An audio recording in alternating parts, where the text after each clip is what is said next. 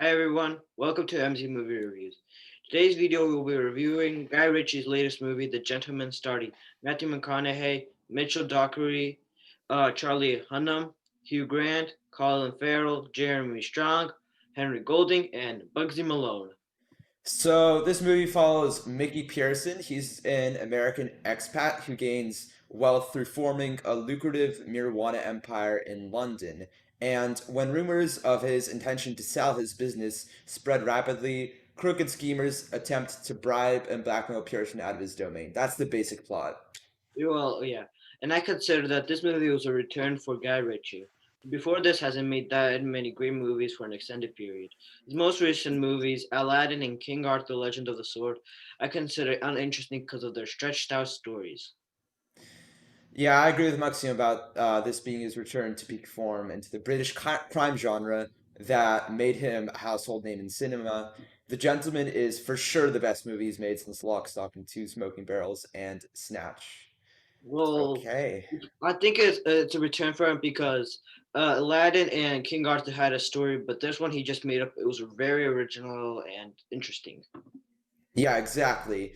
Like, and this is a perfect transition to talking about our first point, which is Guy Ritchie, he's completely unrestrained in the movie. He has a bunch of like offensive dialogue. Um, there's he has like witty lines. The plot is really interesting. The whole drug thing is something that, it's Guy Ritchie would probably make a movie about, not just like, Aladdin, where it felt like he was kind of on a dog leash, pretty much. I didn't Yeah. give Will Ferrell that blue paint. Yeah. And even though I considered the beginning was stretched out too long, but when Colin Farrell gets into the movie, it was really interesting and really fun to watch. Yeah, the beginning can be a little hard to follow because there's a lot of dialogue between Hugh Grant's and Charlie Hunnam's character, and this is a trademark of Guy Ritchie. Basically, he always just throws the plot right at you. He doesn't like to wait. He doesn't build up his movies as much. So you might have some trouble getting on board the plot of the movie, but once you do, it's like, trust me, it's worth the ride.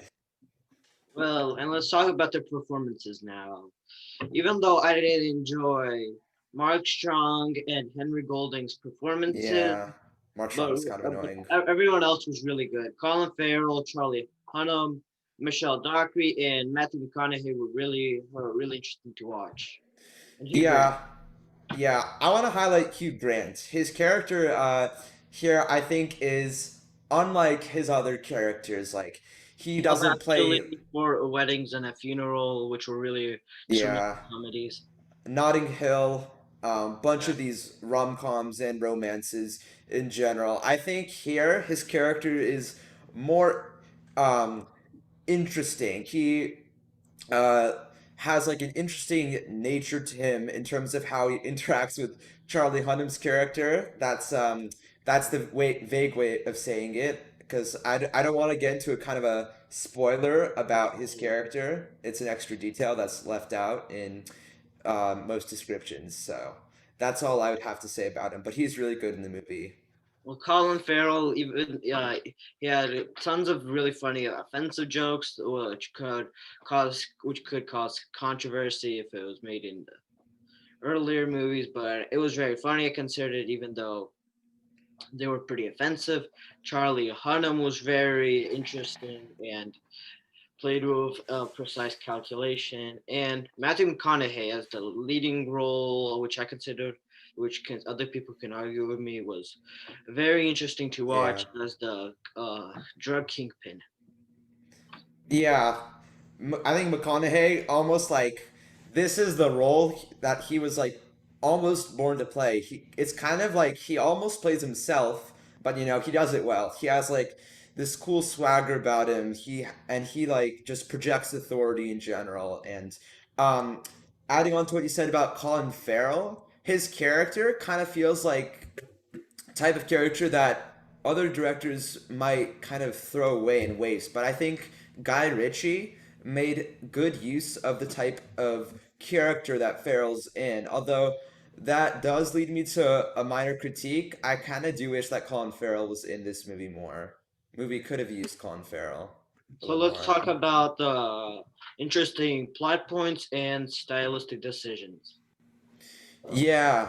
Um, Hugh Grant's character describing the plot of the movie, um, makes for a bit of a deceptive narrative since he kind of occasionally fills in the blanks with his imagination. So you're not quite sure all the time what's actually true and what's not. But luckily, the structure of the movie can make that more clear by the end or even throughout the movie. And then he made that really interesting reference to the older style of filmmaking, which with a different aspect ratio for when he films his own movie.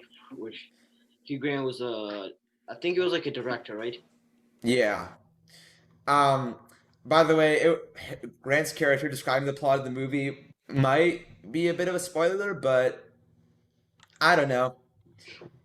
Not much of a spoiler, I don't think, because you know that's that's how it starts off right away. Anyway, um, yeah.